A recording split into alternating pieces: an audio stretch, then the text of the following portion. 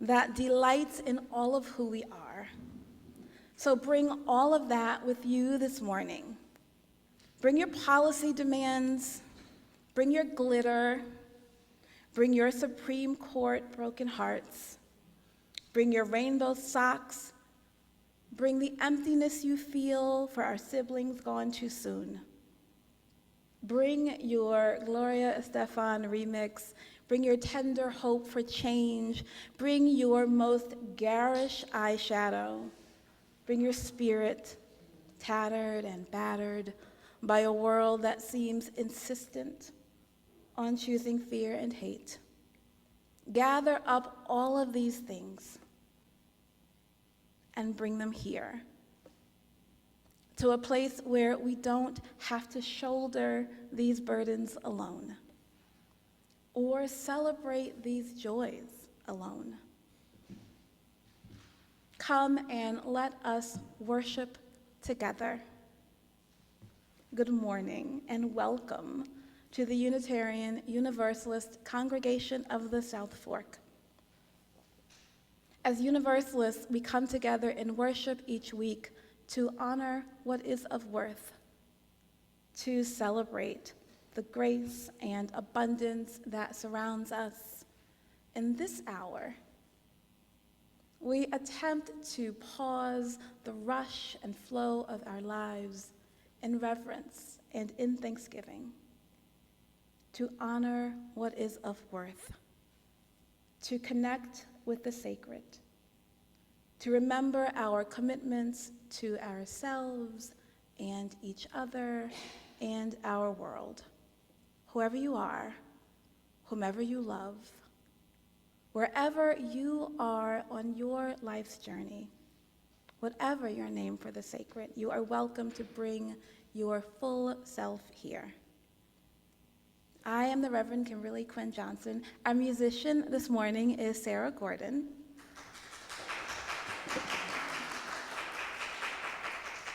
Our tech hosts are Kent Martin and Jerry Boyer.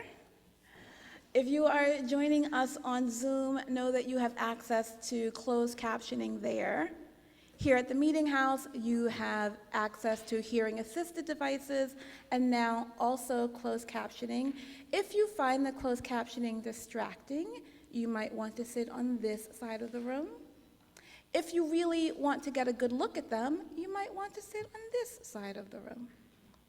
However you are joining us, this is a good time to silence your devices so that we might be together free from distractions.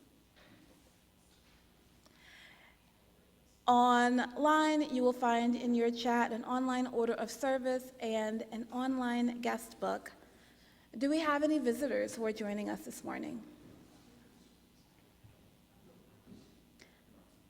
Not a visitor, but as a point of privilege, I will take this opportunity to welcome home Rhonda Liss, who is not with us all year. We're glad that you're with us now.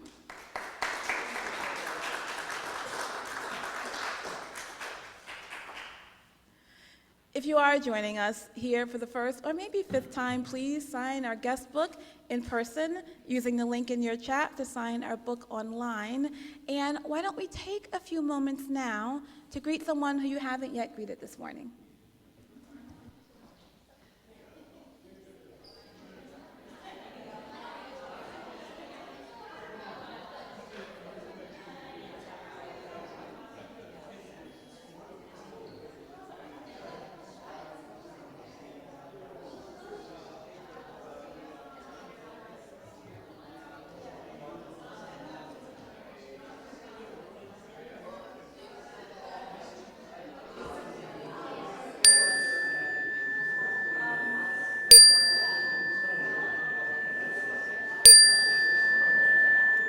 One of my favorite parts is watching everyone greet each other, and if I raise my voice loud enough, it will be over the din of our connection, which I hate to quiet, and yet we must. But there will be time after service for more of this connection. We light our chalice this morning with these words from Jamie Yandel, and I wonder if someone might actually ignite our candle.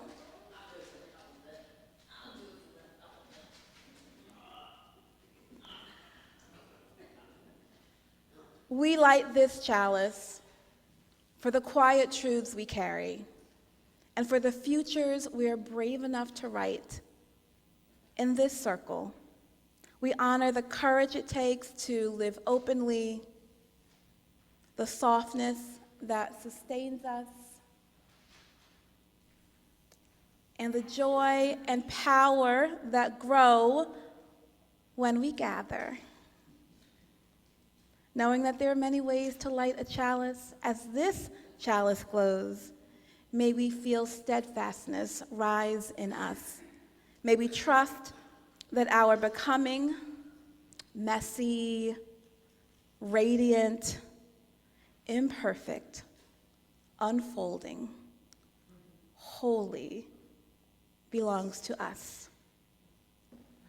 Let's sing together from our gray hymnal, number 305, De Colores. This is one of those hymns that requires that you flip the page, so be prepared.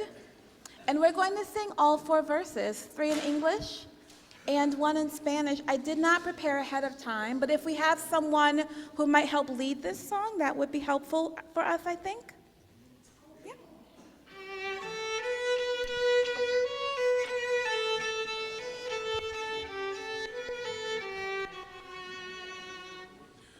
All the colors, yes, the colors we see in the springtime with all of its flowers.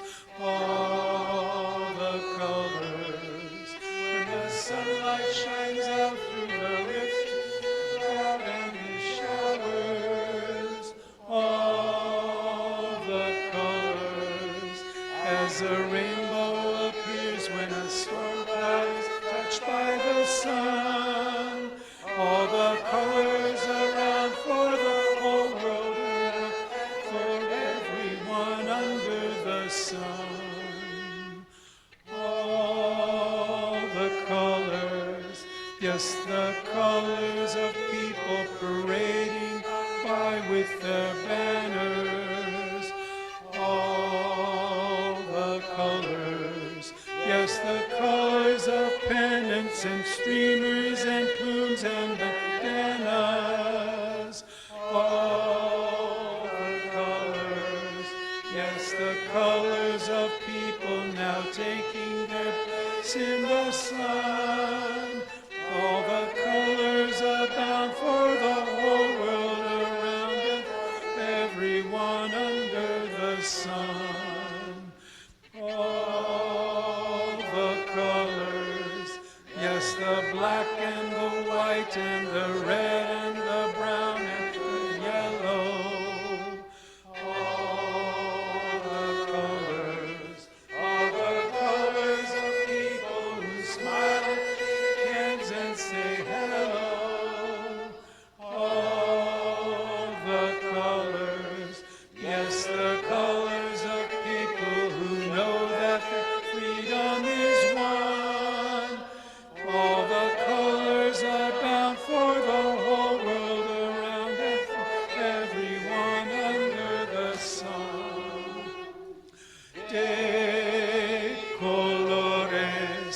De colores se visten los campos en la primavera.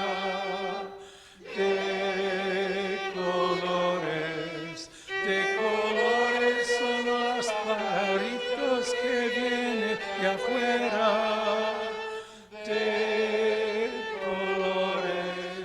De colores es el arco iris que vemos lucir. Y por eso los grandes amores de muchos colores me gustan a mí. Y por eso los grandes amores de muchos colores me gustan a mí.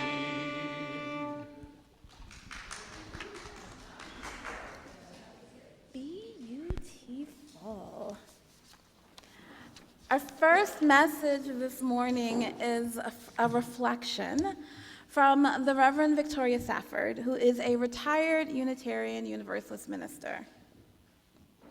Any questions? Any other questions? People ask me sometimes, says Reverend Safford, people ask me sometimes, is this a gay church?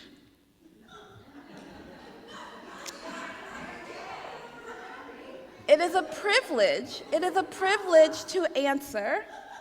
Ours is absolutely, gladly, hopefully, and humbly, gaily. A gay church, a gay tradition, where everyone, including heterosexual members and friends, is welcome. Where everyone is needed. Where everyone's experience is cherished as sacred text, because no one's experience of living or loving can be comprehensive, because each of us holds clues to the other's need about how to live with dignity and joy as a human person, and none of us knows enough about that yet to be considered whole. It is absolutely a gay church, even as ours is a gay world. If you would just look around, gay church, straight church, people's church, a human congregation made holy by holy hopes and fears and dreams of all who wish to come.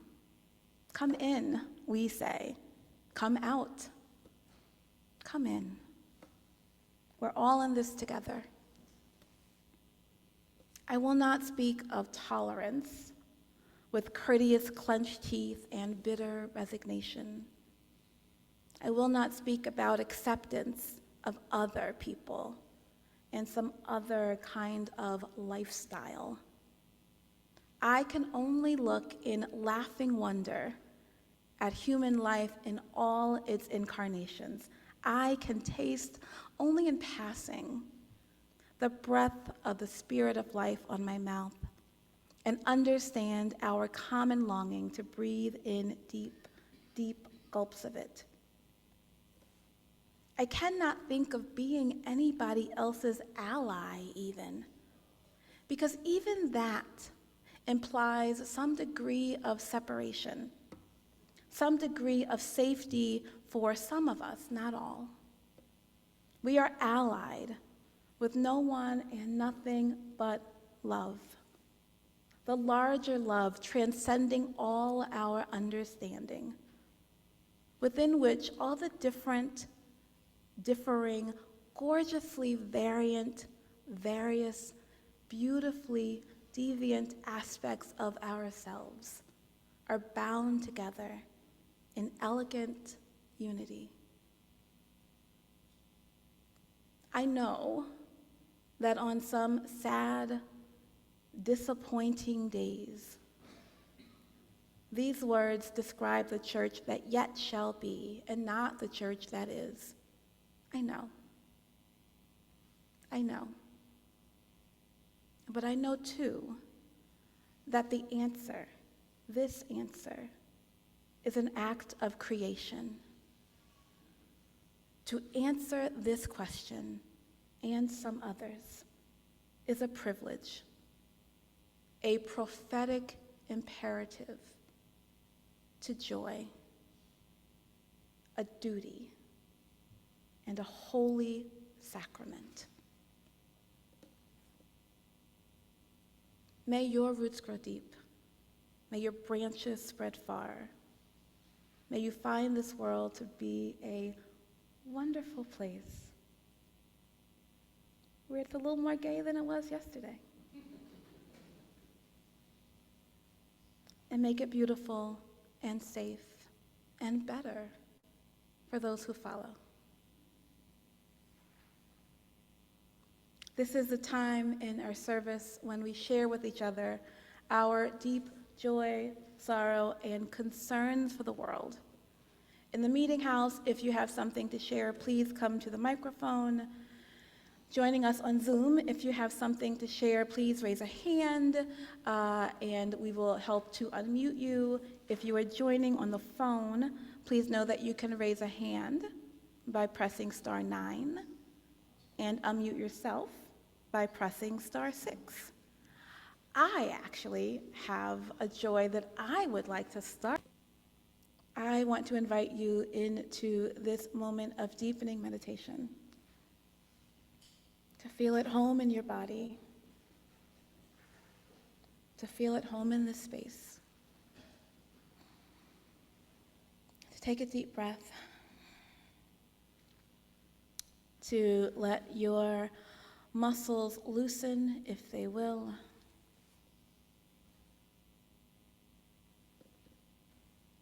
and then a little bit more.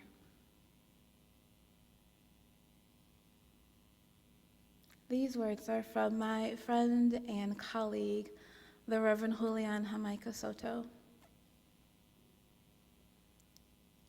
I cannot prove to you that I am a person, but you can hold my hand, cool and dry, while we pray. Or just breathe, ragged breaths catching on our aching ribs. I cannot prove to you that brown skin is holy, that black skin is sacred, but you can know it, luminous and irrepressible, the tabernacle of your own liberation. I cannot even prove to you that every queer body, every trans and NB body, every ace and bisexual body sings back to the universe its immense power of yes. I cannot prove to you with quadratic certainty that what a disabled body holds is a story of wisdom beyond perfection, like a red sun emerging from behind a cloud of dust. So the answers that I carry for a country hacking up a death rattle and a democracy with a wheezing, waxy pallor, the answers that I have are about courage to love. Our desperation, not only for survival, but also to tread above the worst of our collective nature and to get free with each other, unashamed that there came a day when we were willing to risk looking foolish, to simply stay together and alive. Let us hold this time in silence.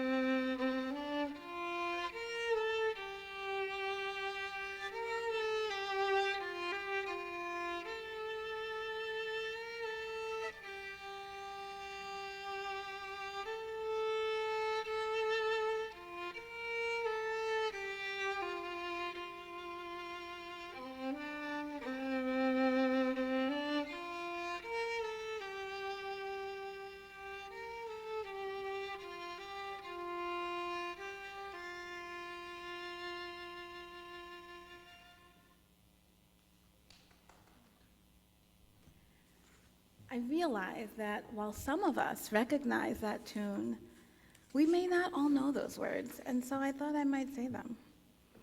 We are a gentle, angry people, and we are singing for our lives. We are a justice-seeking people. We are young and old together. We are gay and straight together. We are a land of many colors. And we are singing for our lives. Many of us, some of us, yesterday marched together in the Pride Parade. I know that many of you who were not there with us in body were there in spirit. It was a fun day with positive energy, almost as many people marching as watching from the street. The faith community was well represented. I saw folks from St. Luke's Episcopal, Hampton's Lutheran, as were elected officials, the East Hampton town, lots of art groups, dance schools, bands, musicians. I also know that it has not always been this way. This was only the 5th annual Pride Parade. When I was told that before 2021, there had been no organized, no LGBT or LGBTQ organization on the East End, I could not believe it. And I was assured that it was true. Maybe that's not correct. I don't know. You got to talk to Tom House about that. There were no pride parades. There were no pride parades, but people were organized. Co-chair of the East End Gay Organization from 95 to 2000. Well, we're going to talk to Tom House to correct the history, because it did seem unbelievable to me that people were not organized. I do know that this congregation has long been a welcoming congregation, and that is more than just lip service, that you all engaged in an actual process to be intentionally welcoming, certified by the Unitarian Universalist Association. I also think that the history of this welcoming congregation program is illustrative. UUs have a long reputation for being supportive of gays and lesbians. In 1969, Reverend James Soule publicly came out as gay, becoming the first ordained minister, Unitarian minister. He was Unitarian, but he was the first ordained minister of any major religious group in the US or Canada to come out as gay.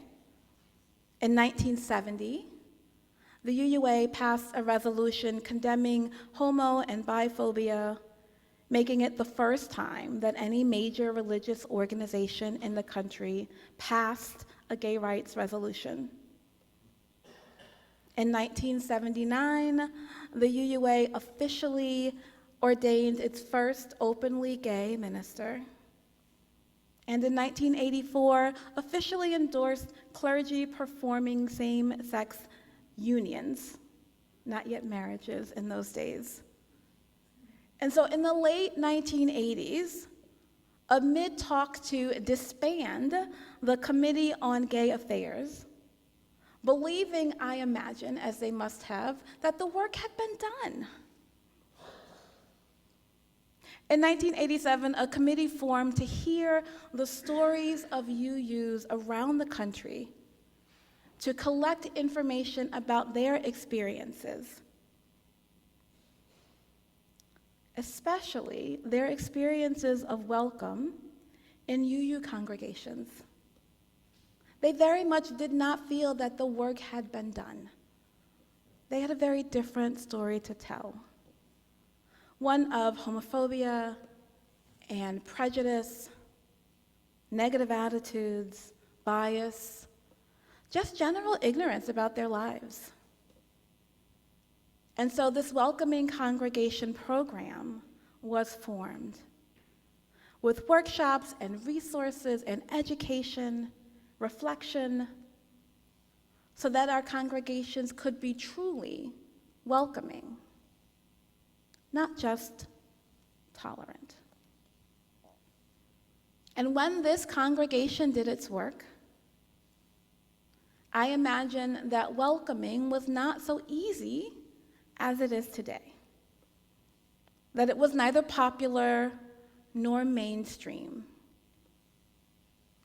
That there was a time in this history when hanging a rainbow flag outside did come with some risk, did come with some cost, where the question of, is this a gay church,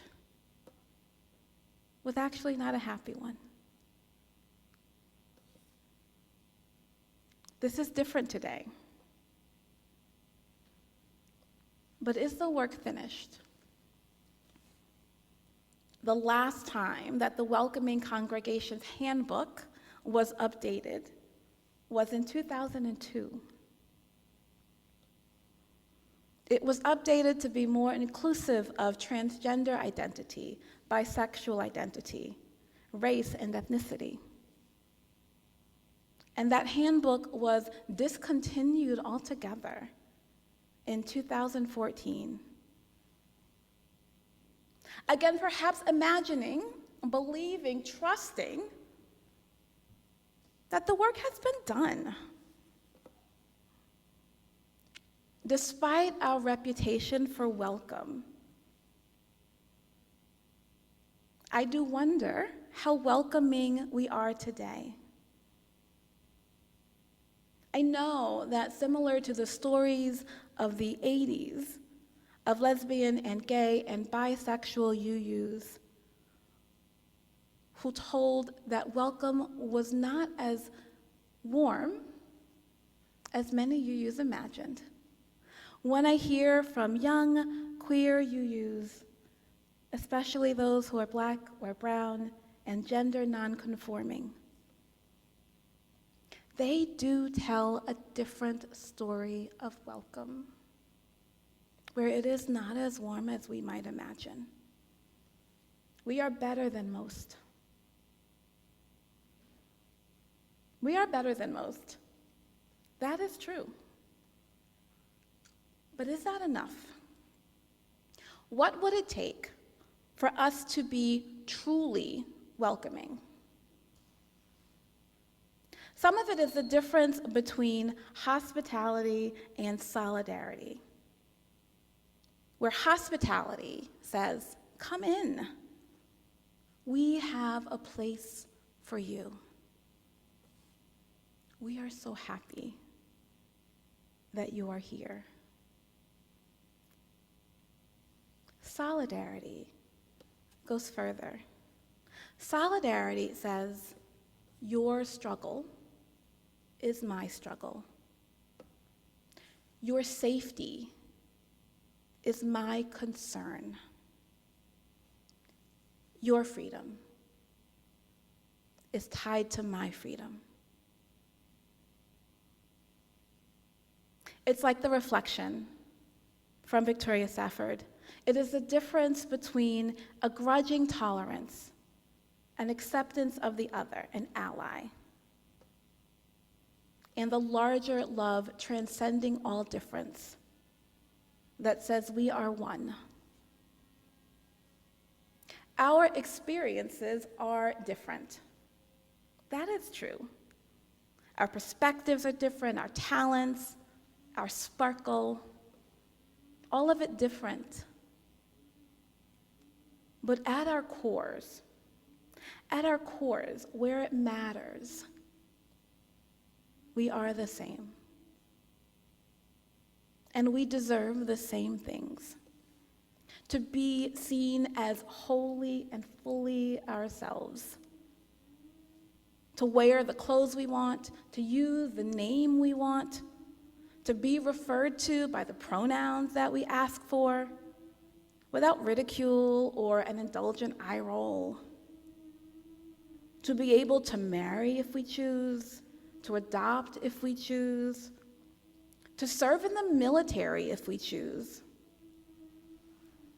to have those rights protected regardless of what state we call home, regardless of what country we call home. What would it look like to be truly welcoming of people who are lesbian and gay and bisexual and transgender and queer and intersex and asexual and more? Today's landscape is so different than the late 80s or the 2000s or even 2015. In 2015, the Supreme Court guaranteed the fundamental right to same-sex marriage. The arc of the moral universe seemed to be bending more towards justice. Today, there is a coordinated push in states and at the federal level to restrict gender-affirming health care, especially for youth, counter to medical consensus. Leading health organizations, including the American Medical Association, the American Academy of Pediatrics, all argue that these legislative restrictions create immediate health risks, including severe mental health risks, depression, anxiety, suicidal ideation. There are reversals of bans on conversion therapy, again, especially targeted at minors. Conversion therapy is a widely discredited pseudotherapy meant to change one's sexual identity from gay to straight.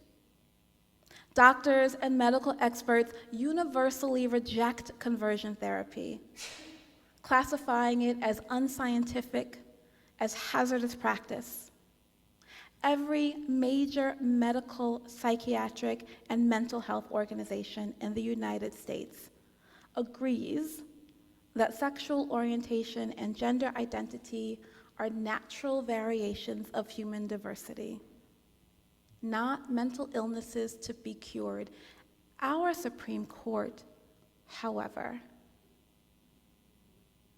has legitimized this therapy and made it illegal to ban it. We are seeing a coordinated push to roll back non-discrimination protections by the Civil Rights Division, turned on its head. Instead of protecting people in marginalized identities, minorities, it has refocused its efforts on cisgender, heterosexual white men, who they imagine as the true victims of law and culture co-opted by diversity and equity and inclusion. The Civil Rights Division is now actively stripping gender identity protections in employment and housing and healthcare and education. And there are credible challenges to marriage equality. After the reversal of Roe v. Wade in 2022, justices like Clarence Thomas and Samuel Alito have explicitly suggested that the court should look at due process where it concerns same-sex marriage as well.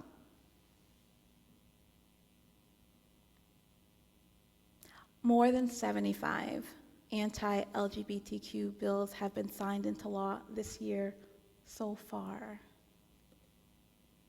That's more than twice last year's number for the full year, which was at that time the worst year on record. For the first time ever, the Human Rights Campaign has officially declared a national state of emergency for LGBTQ plus Americans. What seemed unimaginable 10 years ago is now very real. And many of these things may seem at the time, on its face, small and inconsequential. A book ban here, refusal to make a gay cake or cater a gay wedding, not allowing kids to play sports or use a particular bathroom. But they have a cumulative effect on that arc of the moral universe and how it bends. A few weeks ago, in March, Idaho passed a law that would make entering a restroom or locker room or changing facility that does not match one's gender assigned at birth a felony, punishable by 5 years in prison. One of the things that is striking about this law is that it applies not only to public accommodations, but to private ones as well. And suddenly I'm reminded of Stonewall, which was a private bar where folks could gather in relative peace at a time when living openly as gay or lesbian was largely not possible, in many ways illegal. Patrons of Stonewall were no strangers to harassment, even in a private establishment meant to be a refuge. And on that night, that early morning, they said no. They resisted harassment and abuse, and their bravery was met with support from their neighbors. I'm going to give you more numbers. Today, 9%, this seems low to me, 9% of Americans identify as LGBTQ. I'm hanging in different circles. 3% of people over 65 identify as LGBTQ. 6% of people between 50 and 65. This is like most of us in the room. 3% of our elders over 65. 6% of us between 50 and 65. 24% of Gen Z young adults between 18 and 25, a quarter of them identify as LGBTQ. Most of them say that they are religiously unaffiliated. 55 to 65% of them say that they are religiously unaffiliated. That is twice the national average, twice the general public for that age group. What kind of welcome would they find here? They would find an open door. Of that I am sure. They would find a friendly smile, maybe an attempt to get their pronouns right. But would they find people who are actively fighting for their rights as lesbian and gay and bisexual, but also as gender non-binary and transgender? Would they find people willing to be with them, to fight or stand with them for their right to play sports, or to use a bathroom, or to serve in the military, or to get the health care that they need, to have their lives and their families' lives represented in the books that they read at school? Would they find people who knew or cared that last month pro-transgender ideology was designated as a terroristic threat to national security? I tell my queer kids, those that I meet around the country and those in my own family, that they will find a welcome in their local UU congregation. I believe that's true. They would find hospitality. And that is more than nothing. But would they find solidarity? And here's why it matters even more. Not only for our trans siblings, but for ourselves. One of the ways that authoritarian regimes work, how they build and how they coalesce power, is to target and pick off those of us who are most at the margins, to scapegoat groups that they can attack with little or no consequence, because they can expect that when they do, no one will come to their defense. It's like that quote from the Lutheran pastor, Martin Niemöller. First, they came for the socialist, and I did not speak out because I was not a socialist. Then they came for the trade unionist, and I did not speak out because I was not a trade unionist. Then they came for the Jews, and I did not speak out because I was not a Jew. Then they came for me, and there was no one left to speak for me. The truth is that we are all connected, that what affects the least of us affects all of us. There is more work to be done today. Not everyone will march or lobby or organize, though I hope that some of us will. But everyone, however open-minded we already are, every one of us can move toward a more fully inclusive welcome. Learning more about the lives of queer people, especially young people.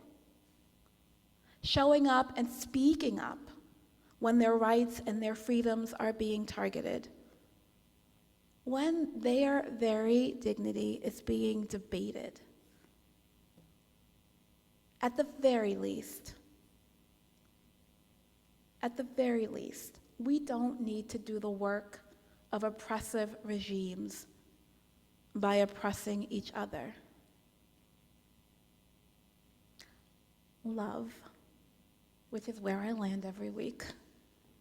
Love asks more of us than welcome, more of us than hospitality. It asks solidarity. May we answer that call with open hearts, courageous action, and a steadfast commitment to the dignity and worth of every person. Will you sing together from your teal hymnal, number 1028, perhaps with a leader, The Fire of Commitment.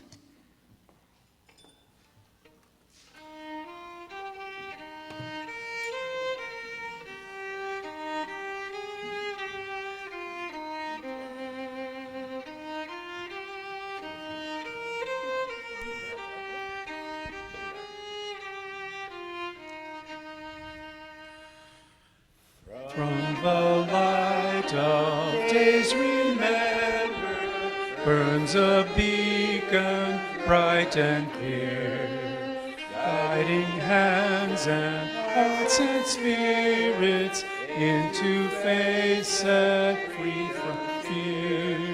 When the fire of commitment sets our mind and soul ablaze, when our hunger and our passion need to call us on our way, when we live with deep assurance of the flame that burns within, then our promise finds fulfillment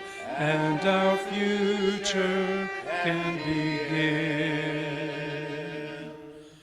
From the stories of our living rings a song both brave and free, calling pilgrims still to witness to the life of liberty. When the fire of commitment sets our mind and soul ablaze, when our hunger and our passion meet to call us on our way, when we live with deep assurance of the flame that burns within, then our promise finds fulfillment and our future can begin. The dreams of youthful vision comes a new prophetic voice, which demands a deeper justice built by our courageous choice. When the fire of commitment sets our minds and soul ablaze, when Iglesia, right? and our passion meet to call us on our way, when we live with deep assurance of the See you later. that burns Oh, I don't need to close the door. and our promise finds fulfillment and our future can begin.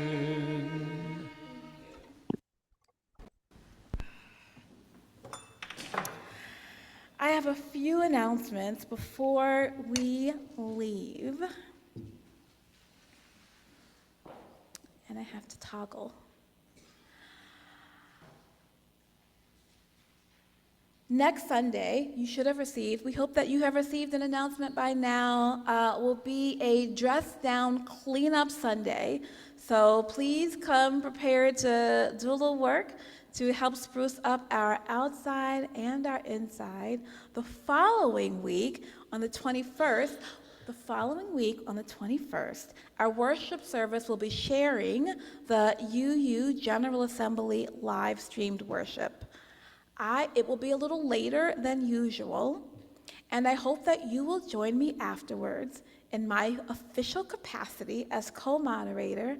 It is up to me with my partner, who will be in Louisville, to officially close proceedings. And so I hope that you will stick around after worship to be with me as we close proceedings for GA on Sunday the 21st. We also, as this is our first Sunday of the month, have an announcement from our board president about what our board is up to. The board continues to be busy. We had a meeting last week, and we approved the budget for next year.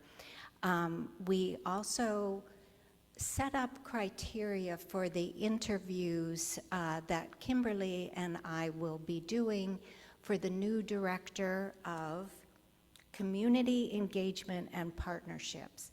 We hope to have the new person in place by July 1st. Remember, it's a 3-year project, so we're excited about this very much. We discussed preparations for the annual meeting, which is June 28th. Please mark it on your calendar. We need a quorum to have that meeting. And then we also discussed some of the details of the milestone celebration, which we're very excited about, July 12th. Note the change in the meditation circle run by Michelle Dobbs. Michelle is switching it a little bit. It's now called the Nonviolent Sitting Circle for Social Activists. Same time, same place. half an hour meditation, and then reading a book together in the room and discussing it.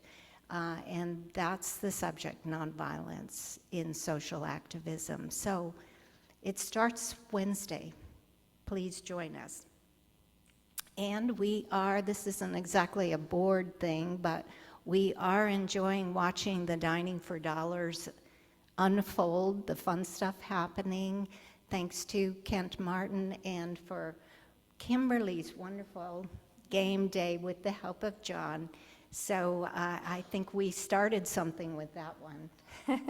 And we found out she's a gamer. She grew up playing games. So, and that's the fun part. We're learning more about each other with each event. And that's really the beauty of Dining for Dollars. So thank you.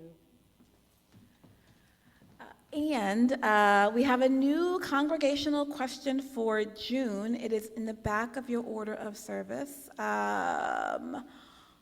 We are nearing the end of our year, the end of this year with this board, the end of a year of new initiatives. And so our question for you is, what about our congregation are you most proud of?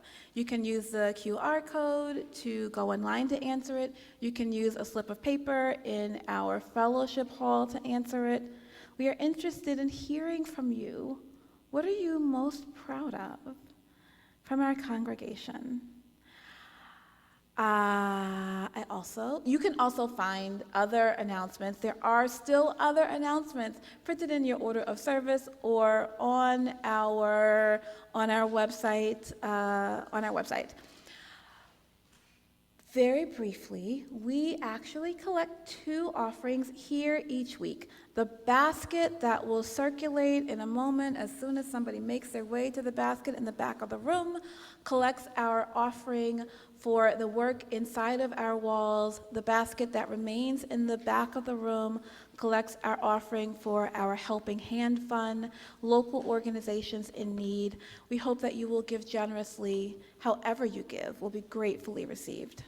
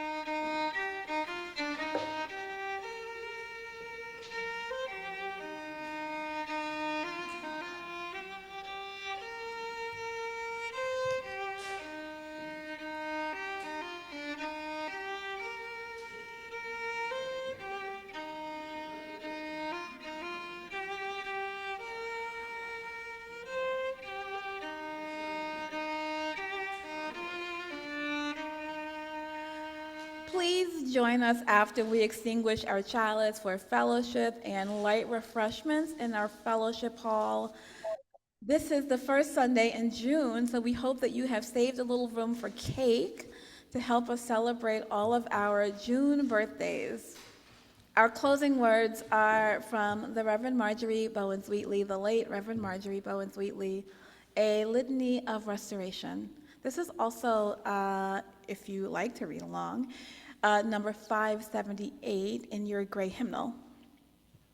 If, recognizing the interdependence of all life, we strive to build community, the strength we gather will be our salvation. If you are black and I am white, it will not matter. If you are female and I am male, it will not matter. If you are older and I am younger, it will not matter. If you are straight and I am gay, it will not matter. If you are Christian and I am Jewish, it will not matter. If we join spirits as brothers and sisters, as siblings, the pain of our aloneness will be lessened. And that does matter. We extinguish our chalice with the unison words in your order of service.